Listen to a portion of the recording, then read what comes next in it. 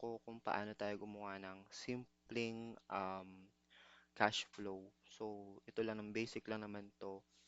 Um, Aalamin lang natin yung kung magkano yung money in, yung mga pumasok, and magkano yung money out, yung mga lumabas. So, simple cash flow lang siya. So, ito yung ginawa ko. So, itatabi ko lang to. And let's start from the sketch. Okay. So, start tayo. Punta lang kayo dito sa docs.google.com spreadsheets. Yan. Basta yan. I-type nyo lang din Google Spreadsheets. So, lalabas na. So, ito lang yung tinuturo ko. So, might work on Excel or other spreadsheets pero some functionalities will not work. So, focus lang tayo sa Google Sheets. And then, open tayo ng blank spreadsheet. And di ko alam kung na-upload ko to sa website, pero wala nga ata. Ito, follow nyo na lang to and pwede ko siyang i-upload sa website ko for free. Yan. So, enter nyo lang yung zero doon sa price. So, una, syempre, title. Title lang natin to ng simple cash flow. So, minerge ko lang yung cells. Simple cash flow. So, kaysa gumamit tayo ng calculator, di ba? And then, design lang natin siya. So, apply your brand color. So, bold and then laki natin yung size like mga 20 or yan, 20. And then, maglalagay tayo dito sa taas ng summary ng ating cash flow. So, iibahin ko lang ng konti kasi lalagyan natin siya ng pie chart mamaya. Money or simple terms na lang natin. Income. And then dito lalabas yung value. And then dito naman yung expense. Tapos dito lalabas yung value. So, i-design natin siya into table para uniform. And then let's make this red siguro. Ito na lang. Yung background niya ay red since expense. So, para madali nating ma-identify yung row na yon. And then itong green naman ay, sorry, baliktad. Income pala ay green dapat. Kasi yun yung pumasok eh. And then expense dapat ay red. So, dito lalabas yung value.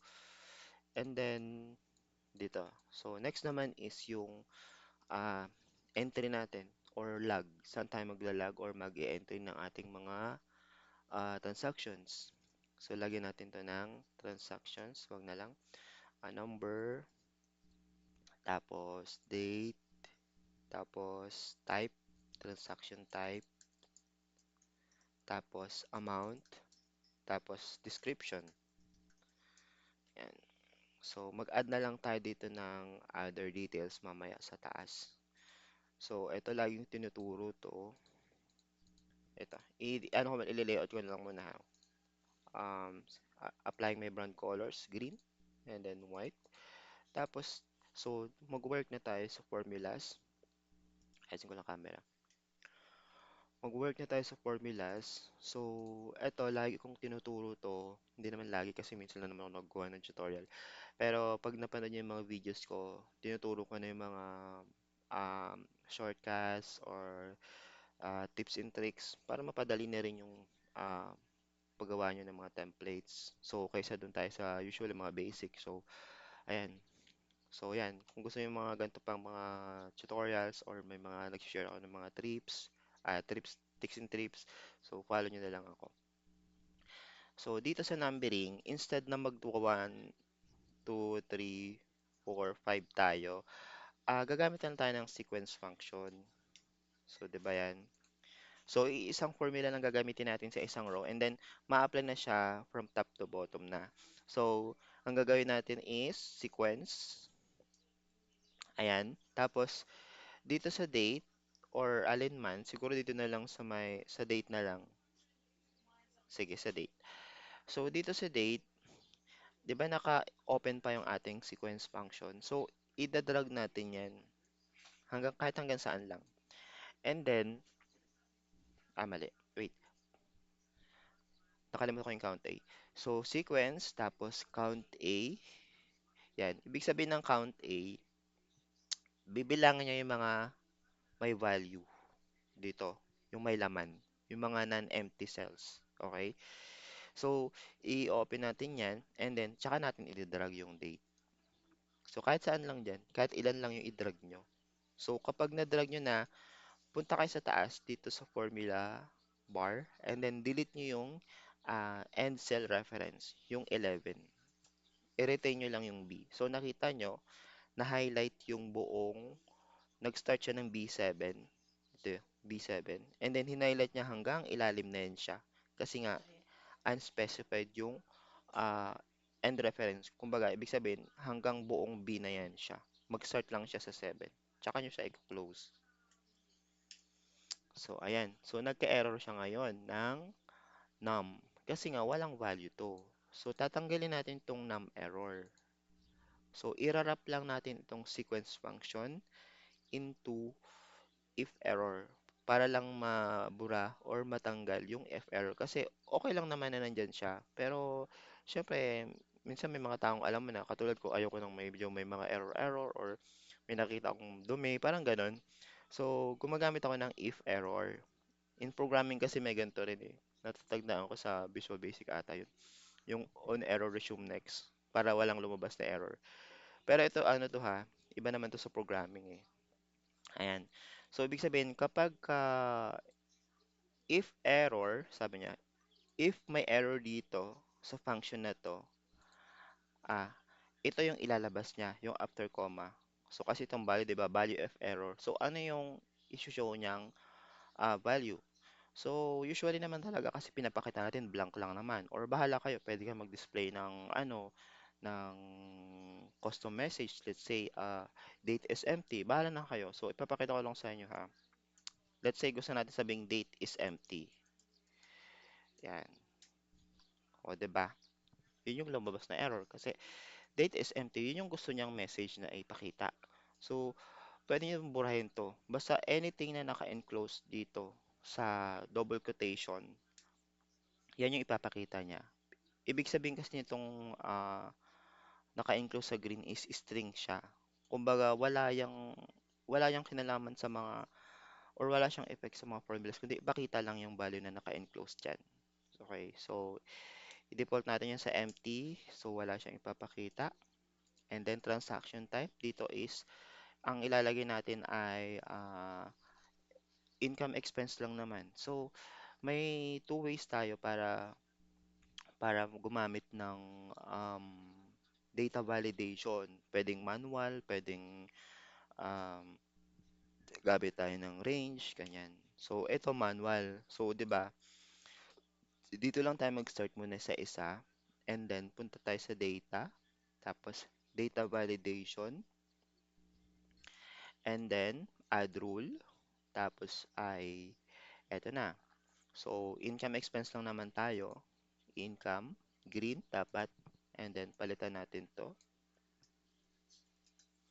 Tapos red ay expense. So, ayan na siya. So, lalabas na siya dito ngayon. Eto na. So, yun yung other way. Yan yung isang way. So, tatanggalin ko to kasi yung isang way ay nag-input tayo, 'di ba? So, i-remove rule natin siya. So, ito yung isang method is ituturo ko. So, remove rule natin siya. So, nawala siya.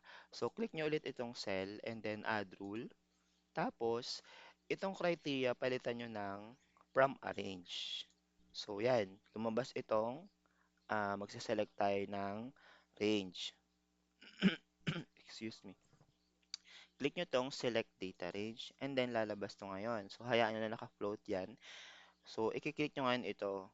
Isa-select nyo ngayon itong ginawa nyo dito na income expense na list. Yan. So, makikita nyo, pag sinelect nyo, may lalabas ngayon dito. Ito ngayon yung cell. Tapos, okay. So, ganun lang din siya. So, pag pinalitan mo ito, mapapalitan din ito mamaya. So, ganun lang. Palitan mo na lang ng color. So, green, tsaka red. So, ang kaibahan lang nito is, hindi ka na masyadong magta-type-type, 'di ba? Kasi kumuha ka na sa ano eh, ng reference dun sa range. 'Di ba? So, tsaka, yun, okay na to. Ayan. So, after nyan, sa amount na tayo ngayon. And then, description. So, wala na tayong gagawin dito masyado. And then, itong date, i-format natin to as ano na date para pagka double click natin may magpa-pop up na calendar. So add rule tapos drop itong criteria palitan natin ng is validate. Ibig sabihin niyan, date lang yung i-accept niya diyan. Kasi pagka enter sila ng text, parang may red dito sa taas, ibig sabihin error 'yon. Or hindi naman totally error. Pinapakita niya lang na itong column na to, itong field na to is tumatanggap lang ng date. Okay? Click mo yung done.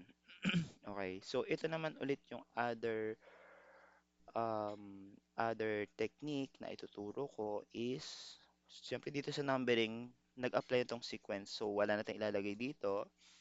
Dito na lang tayo sa date function. So, dito sa second value na to or sa second row, highlight nyo hanggang dito.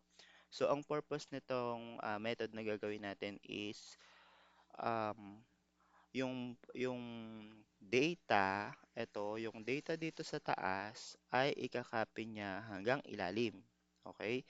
So, yun yung keyboard, pindutin nyo yung command or control, shift, tapos down para lang ma-select hanggang ilalim. So, yan, na-select nyo na hanggang row 120.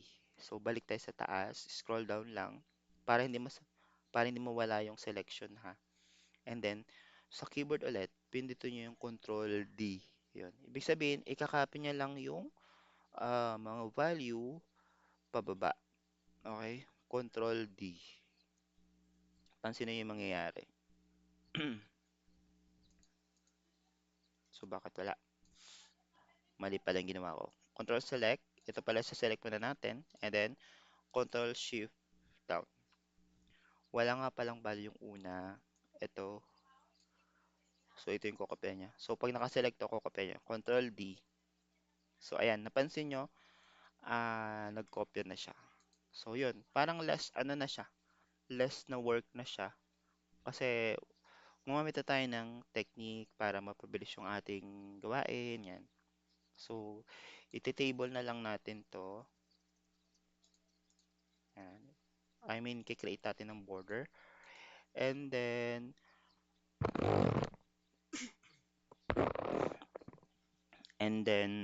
ito na, maglalagay na tayo dito ng formula ngayon. So, ito na yung exciting part.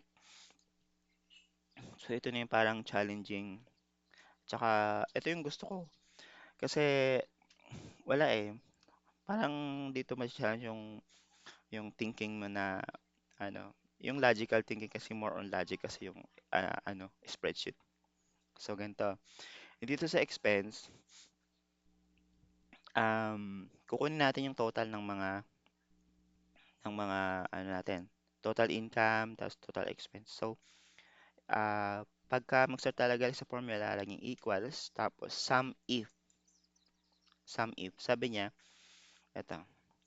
So, sum if, madali lang naman talaga yung spreadsheet, basta sundan mo lang yung kanyang syntax. Ito kasi sinasabing syntax. Ito, itong part na to. Okay, diba? Sum if kapag ang range na to, eto, sabi niya, kapag ang range na to, so again, so nag-select lang tayo ng um, ilang rows. So para ma-select yung buong row, burahin lang natin yung end cell reference, yung 19. Okay? Pansin nyo na select yung buong, eto nagsimula sa 7. 'Di ba? So comma. So kapag daw itong range na to, ano yung criterion? So ano yung kondisyon? So kapag ang range na to ay income, so yan, again, may other way tayo dito. Pwede tayong gumamit ng um, string. Yung string, di ba, sabi ko yung nakaka-enclose sa ganun. Okay, pwede tayong gumamit ng income, word na income. Yan. Kapag ang sabi niya ay, itong laman nito ay income, so, comma, ano yung range na i-compute niya or ipag-a-add niya. So, ito yon yung amount. So, idadrag natin ulit. Select lang tayo ng mga ilang rows. Tapos, burahin lang natin yung end cell reference para ma-select yung buong ah, column. Tapos, close nyo na siya. Enter. Okay? So, X muna natin to para lang ma-demo ko. Huwag muna tayo gumamit ng suggested autofill. Okay. So, yan. So, 'di ba, okay na yung ating mga formulas. So, sa data entry na tayo.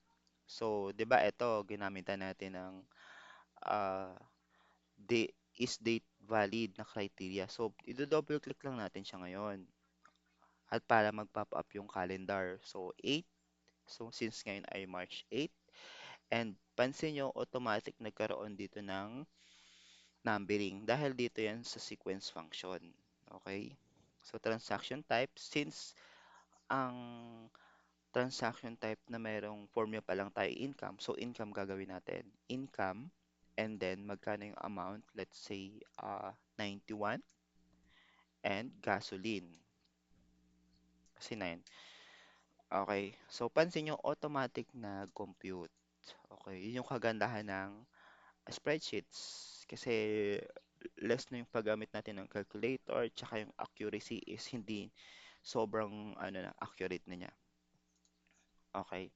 So, yan. Since napakita ko na sa inyo na nag-work, so, ipapakita ko naman yung dito. Itong string palitan natin ng cell. Burahin natin to ha. Ayan. So, hindi tayo gagamit ng string na value. Gagamitin natin ay reference na sa cell. Okay. Nag-work lang din siya. Same lang din siya naman. Kumbaga, other way around lang naman. Okay. So, dito naman, yung criteria natin papalit natin ng cell. So i-click lang natin tong cell na merong nakalagay na income na word. Okay, so A3, enter. So walang magbabago diyan kasi nga ganun lang din naman ang ilalabas niya. So kung i-click mo tong A3, um okay, mali. So lalabas lang naman dito yung ibig sabihin niya dito sa criterion income. Kumbaga, 'di ba, walang pinagkaiba yan sa string. Sa string na naka-encode sa income at sa cell na ang value ay income. So, same lang yun siya. Yan, okay na yan. So, dito naman tayo sa expense. So, ganun lang din. Pwede nyong i-copy to, tapos i-paste. Tapos, etong A3, since siyempre hindi na si income, 'di ba? So, si expense na. So, A4 siya, A4. So, palitan mo lang ng 4 yan. Okay, zero. So wala pa kasi tayong transaction na expense. So mag-a-add tayo ng expense transaction. So insert tayo ng date. So important na may date ha kasi hindi magka-count yung ating numbering dito. So 8 tapos expense tapos magkano yung nagastos natin? Let's say 150 50. O 'di ba? Resort entrance. Naligo kasi kami sa resort kahapon. Kunyari lang naman 'yun. Ayun na. Eto na siya. So, mag-a-add pa tayo ng madami. Let's say, 8, tapos income, tapos 700, tapos ito yung racket, ganyan. 'Di ba? As you go along sa pag-entry, automatic na nag-add dito. Yan. Tapos, let's say gastos, 25, 40 na lang. Kape, ganyan. Bahala na kayo dyan. Tapos, ito, in uh, expense, let's say 32, only data, 'di ba? Yan. Okay na. So, I guess enough na tong ating sample. Okay, so sinabi ko kanina, 'di ba kanina na gagawa tayo ng pie chart. So, since maliit tong area, i-move lang natin 'to pababa. So, hinighlight ko lang siya, tapos ida-drag down ko lang siya. Yan. Don't worry kasi automatic nagmo-move din yung ano niya, yung data ito, C13. 'Di ba kanina C7 yan? So, nagmo-move din yan siya. Basta idadrag nyo lang ha. Ayan. And then, gagawa na tayo ngayon ng pie chart. So, paggawa ng pie chart, select nyo tong data. Ayan. Tapos, insert. Tapos, chart. Ayan na. So, ganito lang naman siya kasimple. Tapos, i-ano nyo na lang siya, i-resize. Wait lang. Ayan. Medyo,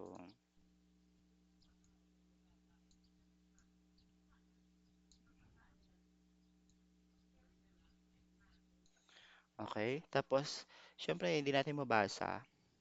So, palitan natin ng design. So, click nyo to, tapos edit chart, and then customize, tapos pie chart, and then label. So, wala yan. Slice, ito. Sa slice, palitin natin ng color. So, ang income natin ay green, tapos expense natin ay red. So, okay na yan. And then chart access, tapos ito. So, tagay natin ang title. So, cash flow distribution.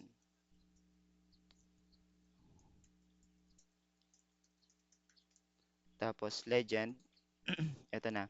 So para lang makita natin to, although kita naman na, ilalagay natin siya sa, sige ganyan na lang. O 'di ba? Makita nyo kung ilan yung gastos percentage. Tapos ano yung pie na yon. So ito lang. So pwede nyo i-design yan. Yung legend, like yung position is naka-auto kasi siya. So pwede nyo gawing right para dito siya lumabas. Pwedeng bottom, sa ilalim. So ganyan. Tapos top, yan. So, balik na lang natin sa auto. Auto. Okay. So, yan na. So, ito guys is i-upload ko na lang sa website. You can get this template for free para may magamit kayo. And meron naman ako na-upload doon yung um, basic na task tracker, basic na expense transaction or manager, basta ganun. Tapos may invoice pa akong in-upload doon. So, pwede nyo i-visit yun. Yung website ay, ayan, free templates. Kakopy ko na lang para makita nyo. Ito siya. Lakayan ko na lang siya. Ayan, ayan yung website. Free templates. So, yun lang. I hope na maging useful tong template and itong tutorial. And you can share this to your friends naman. Okay? Um, punta lang kayo sa website, download it, and make a copy sa inyong email. So, again, ano to Google Sheet. So, kailangan natin ng Google account dito para ma-access. Yan. Okay? Pag sa phone naman, mag-download lang kayo ng Google Sheets na app sa App Store or sa Play Store para magamit nyo sa phone and sa tablet. Okay. So, yun lang. I hope this video helps. Um, don't forget to like, share, and uh, share or comment to this video, subscribe, and then ayun lang. See you on the next one.